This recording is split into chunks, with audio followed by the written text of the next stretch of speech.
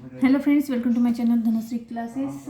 आजच्या या व्हिडिओमध्ये आपण वर्तमान काळाची प्रेझेंट टेन्स म्हणजे वर्तमान काळाची काही ते वाक्य बघणार आहोत.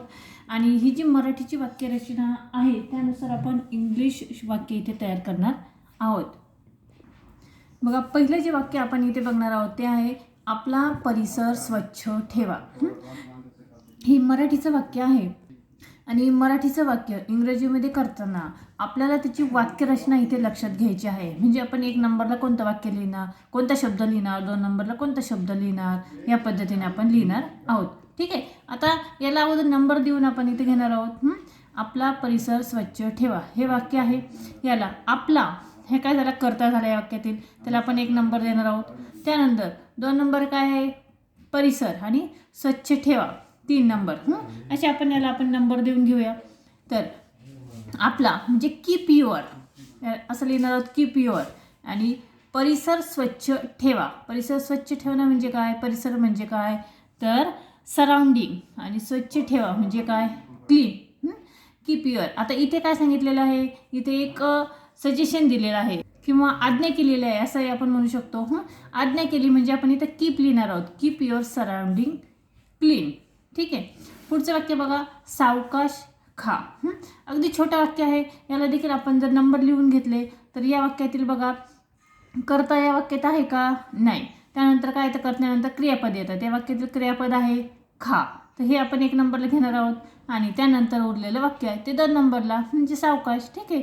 खा म्हणजे काय, त्याला इंग्लिशमध्ये आपण म्हणतो इट. खा म्हणजे इट. मग इट आपण अगोदर लिहिणार आहोत. आणि सावकाश म्हणजे स्लोली, म्हणजे इट स्लोली. ठीक आहे. पुढचं बघा, अन्न चांगले चावा. आता या वाक्यामध्ये चावा हे काय झालं, क्रियापद, ते आपण 1 नंबरला इथे घेणार आहोत. त्यानंतर अन्न आणि त्यानंतर चांगले अशी वाक्यरचना आहे. आपण अगोदर याला नंबर देऊन घेणार आहोत. नंबर देऊन घेतल्यानंतर त्याच पद्धतीने ही तर वाक्यरचना करायची आहे. चावणे म्हणजे काय, च्यू. अन्न म्हणजे काय, द फूड. आणि चांगले म्हणजे काय, वेल. च्यू द फूड वेल. ठीक आहे. या पद्धतीने आपण ही जी मराठी वाक्य आहे त्याला जर आपण नंबर्स दिले आणि त्या पद्धतीने जर इंग्रजी वाक्यरचना केली तर आपण पटपट ही वाक्य करू शकतो. साध्या वर्तमान काळाची वाक्य आहे, प्रेझेंट टेन्सची वाक्य आहे, आणि अगदी सोप्या पद्धतीने ही वाक्य आपण इथे तयार करू शकतो. त्यानंतर पुढचा वाक्य बघा, कचरा कचरापेटीत टाका. आता या वाक्यामध्ये टाका याला आपण 1 नंबर दिलेला आहे. त्यानंतर कचरा 2 नंबर, आणि कचरापेटी 3 नंबर. ठीक आहे. क्रियापदाला आपण इथे काय दिलेलं आहे, 1 नंबर दिलेला आहे. तर टाकणे म्हणजे काय, थ्रो. थ्रो कचरा म्हणजे द रबिश. आणि कचरा पेटीत टाका, पेटीत आतमध्ये म्हणजे इन टू डस्टबिन. ठीक आहे, इन टू डस्टबिन. त्यानंतर पुढचं वाक्य बघा कशा पद्धतीने आपण केलेलं आहे. पुढचं वाक्य बघा, खरे बोला. खरे बोला, बोला हे काय झालं, या वाक्यातील क्रियापद झालं म्हणजे स्पीक. बोलणे म्हणजे काय, स्पीक. आणि खरे म्हणजे द ट्रूथ, म्हणजे स्पीक द ट्रूथ. ठीक आहे. 6 नंबरचं वाक्य बघा, दररोज फिरायला जा. इथे जा हे क्रियापद आहे, त्याला आपण 1 नंबर दिलेला आहे.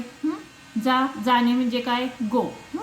फिरायला त्याला आपण 2 नंबर दिलेला आहे. फिरायला म्हणजे फॉर अ वॉक. आणि दररोज म्हणजे एव्हरी डे, म्हणजे go for a walk every day. ठीक आहे. या पद्धतीने आपण ही जी मराठीची वाक्य आहे ती इथे इंग्रजीमध्ये तयार केलेली आहेत. मराठी वाक्यांना आपण अगोदर इथे नंबर देऊन घेतलेले आहेत. मराठी वाक्यातील जे शब्द आहेत त्या प्रत्येक शब्दाला आपण इथे नंबर दिलेला आहे, आणि त्या नंबरनुसार आपण इथे इंग्रजी वाक्यरचना तयार केलेली आहे. ठीक आहे. हा व्हिडिओ कसा वाटला कमेंट्स करून नक्की कळवा. व्हिडिओ आवडला तर व्हिडिओला लाईक करा, शेअर करा, आणि चॅनलवर तुम्ही नवीन असेल तर चॅनल नक्की सबस्क्राईब करा.